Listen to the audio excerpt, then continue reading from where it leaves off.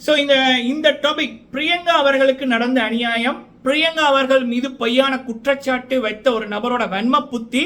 So இதை பற்றிய வீடியோக்கள் நான் இதற்கு முதல் 2 வீடியோ போட்டிருக்கேன். அதை பார்த்தீங்கன்னா உங்களுக்கு புரியும் என்ன மேட்டர் அப்படி என்பது. ஸோ இப்போ பிரியங்கா அவர்கள் மீது எந்த குற்றமும் இல்லை. பிரியங்கா அவர்கள் மீது இருக்கிற பொறாமையில் தான் அந்த குற்றத்தை சுமத்தின நபர் பண்ணதே. அவருடைய PR team, paid PR team சேர்ந்து பண்ண ஒரு கேவலமான செயல் அப்படி என்பதை அந்த ஷோல கூட இருந்த போட்டியாளர்கள், அந்த ஷோல இருந்த technicians, Vijay TV, cook with கோமாளியல் சீசன் 5 ப்ரொடக்ஷன் ஹவுஸ் எல்லாருமே வந்து சொல்லியிருக்காங்க பிரியங்கா அவர்கள் மீது எந்த தவறுமே இல்லை. இந்த நபர் வன்மத்தினாலும் மிகைப்படுத்தியும் பண்ண ஒரு விடயம் அப்படின்னு. இந்த குற்றத்தை சுமத்திய நபர், பிரியங்கா அவர்கள் மீது குற்றத்தை சுமத்திய நபருக்கு இது முதல் தடவையான இல்ல. போராட்டங்கள் எல்லாம் இப்படி அடுத்தவர்கள் மீது பொறாமப்படுறதை தான் ஒரு தொழிலா வச்சிருக்காங்க. போன சீசனையும் இதே மாதிரி சுனிதா கிட்ட அவங்க பண்ணியிருக்காங்க. பட் அது டிவி மூடி மறைச்சிட்டு, இதையும் டிவி தான் சொல்லியிருக்காங்க. சரிங்களா? சரி, ஓகே. அப்படியே இருக்கக்குள்ள இப்ப இந்த வீடியோல இங்கதான் பிரியங்கா நிக்கிறாங்க அப்படின்ற மாதிரி ஜனனி அவர்களுடைய ஒரு தீவிரமான என்ன சொல்லலாம், ஒரு ரசிகர் அப்படின்றத விட பிக் பாஸ் 6 தமிழ் என்னுடைய சேனல்ல ரிவ்யூ பார்த்தவர்களுக்கு தெரியும்.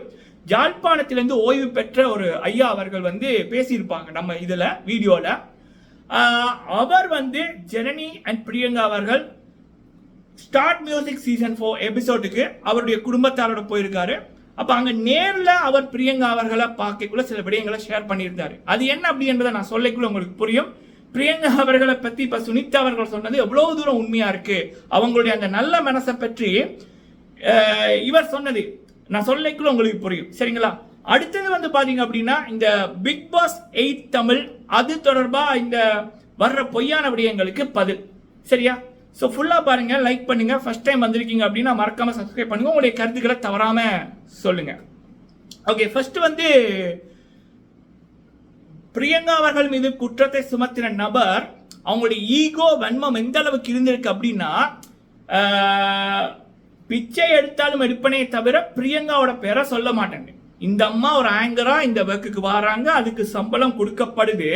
அதுவும் 40வது எபிசோட்ல இந்த அம்மா கேவலமா நடந்திருக்காங்க. திவ்யா அவர்கள் பிரியங்கா அவர்களை புகழும் போது அதை பொறுத்து கொள்ள முடியாமல் போய் பிரியங்காவோட கையை பிடிச்சி இழுத்து வார்த்தைகளை விட்டு பிரியங்காவை அள வச்சு அதுக்கப்புறம் சேனல் போய் வந்து பேசி சமாதானப்படுத்தி விட்டுருக்கு. இதே போல ஒரு வருடங்களுக்கு முதல் சீசன் போலையும் இந்த அம்மா சுனிதா கிட்ட பிரச்சனை பண்ணியிருக்கு.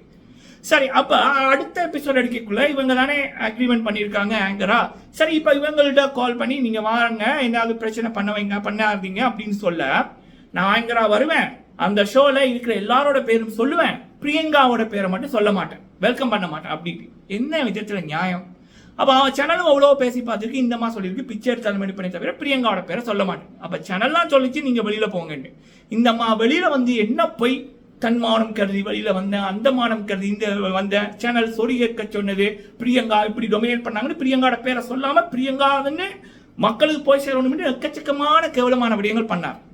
சரியா? அப்ப இங்க வந்து ஒரு ஜனனி அவர்களுடைய ரசிகர், ஒரு ஜனனி அவர்களை நல்லா இருக்கும்னு நினைச்ச ஒரு நல்ல இதயம், ஓய்வு பெற்ற ஆசிரியர், யாழ்ப்பாணத்தில் இருக்காங்க.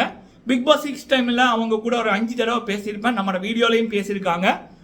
அப்ப அவர் கூட பேசி இப்போ பல வருடம் ஆச்சு, ஒரு வருடத்துக்கு மேல பல ஜனனி மேம் ரசிகரோட நான் பேசுறதில்ல, வாட்ஸ்அப்ல கான்டாக்ட் இருக்கு, பேசுறது இல்லை. ஒரு 70% கிட்ட பேரோட பேசுறது இல்லை. அவங்களுக்கு அவங்களோட வேலை, நமக்கு நம்மளோட வேலை. ஸோ அப்படி போய் கொண்டிருக்கு. சரி, அப்படி இருக்கக்குள்ள அவர்கிட்ட இருந்த ஒரு கால் வந்து நான் எதிர்பார்க்கல. ஒருவேளை ஜனனி அவர்களை பற்றி விசாரிக்க எடுக்கிறாங்களா, அவங்களோட படத்தை பற்றி விசாரிக்க எடுக்கிறாங்களான்னு நினைச்சா அவர் என்னை பத்தியும் கேட்கல, அவரை பத்தியும் சொல்லல, ஜனனி அவர்களை பத்தியும் விசாரிக்கல, பிரியங்கா அவர்களை பத்தி சொல்றாரு.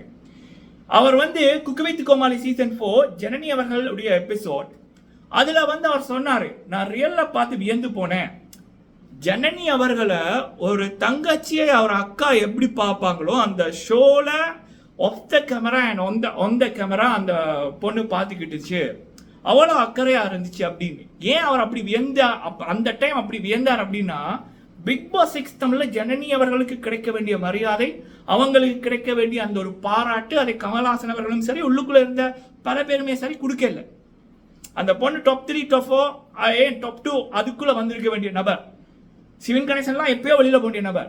அப்ப அப்படி பார்த்த நபருக்கு இப்படி ஒரு இதுல வந்து ஒரு நபர் வந்து ஜனனி அவர்களை கௌரவிக்கக்குள்ள கொண்டாடைக்குள்ள அந்த ஒரு கூட பிறந்த சகோதரி மாதிரி பார்த்துக்கக்குள்ள அவர் வியந்து போயிருக்காரு. அவரும் அவருடைய மனைவி எல்லாம் ரசித்து பார்த்தாங்க அப்படின்னு மாதிரி சொல்லியிருந்தாரு. 1 மணி நேரம் நான் இன்று பேசினேன் அவரோட அம்மா கூட அவரோட வைஃப் கூட பேசக்குள்ள சொன்னாங்க, அந்த பொண்ணு எப்படி ஜனனியை பார்த்துக்கிட்டுது அப்படின்ற மாதிரி அது இயல்பா வந்துச்சு அப்படின்னாங்க.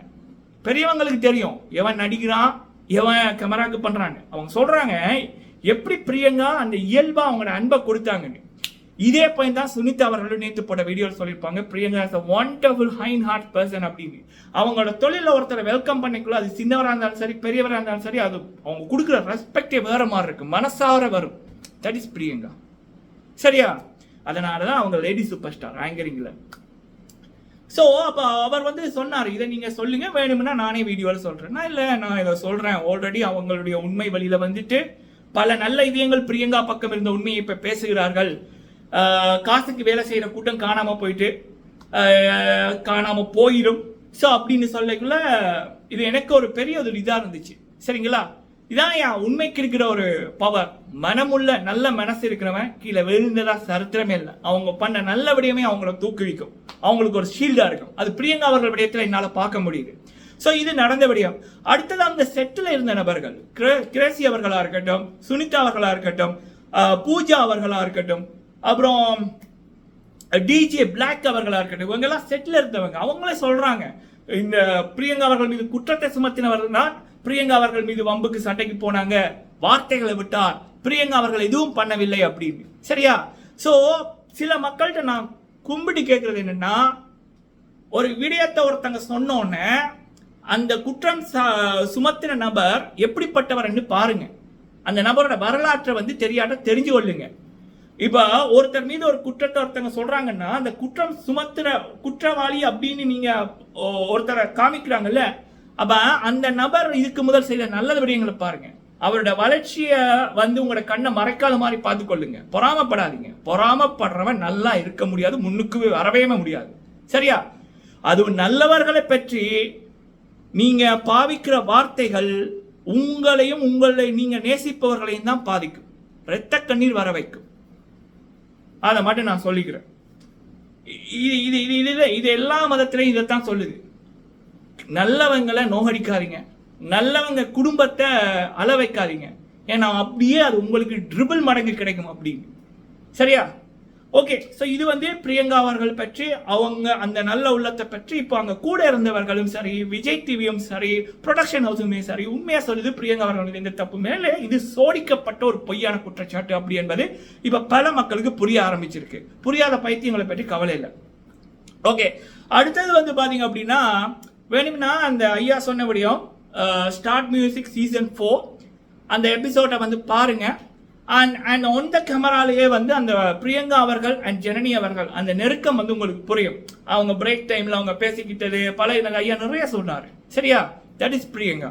ஓகே. அடுத்தது இந்த பிக் பாஸ் 8 தமிழ் வந்து பின்னுக்கு போயிருக்கு, அப்படி போயிருக்கு, அதெல்லாம் இல்லை. இப்போ ஃபினாலே வரப்போகுது. Cook with Comali season 5 finale வந்து அடுத்த வீக் டெலிகாஸ்ட் பண்ணுவாங்க. பிரியங்கா மேம் அவர்கள் வின் பண்ணியிருக்காங்க. ஸோ அப்போ அந்த ஒரு ஃபினாலே நடக்கக்குள்ள இன்னொரு ஷோட ஆரம்பத்தை வந்து உடனே வந்து போட மாட்டாங்க. இன்னொன்று முக்கியமான விடயம், பிக் பாஸை பொறுத்த வரைக்கும் 3 மெயின் ப்ரோமோ, அதில் 2 ப்ரோமோ முடிஞ்சு 3வது ப்ரோமோ கொஞ்சம் டைம் எடுத்துக்குவாங்க. 2 வீக்கோ 10 நாளோ கேப் இருக்கும். சரிங்களா?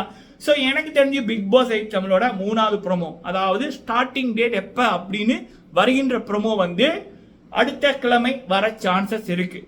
அக்டோபர் 6 ஷோ ஆரம்பிப்பதா இருந்தால் அடுத்த புதன்கிழமை வர சான்சஸ் இருக்கு. அக்டோபர் 13 அப்படின்னா கண்டிப்பா குக் வித் கோமாளி ஃபினாலே முடிஞ்சதுக்கு அப்புறம் 29 செப்டம்பர் 29க்கு அப்புறம் வர சான்ஸ் இருக்கு. சரிங்களா?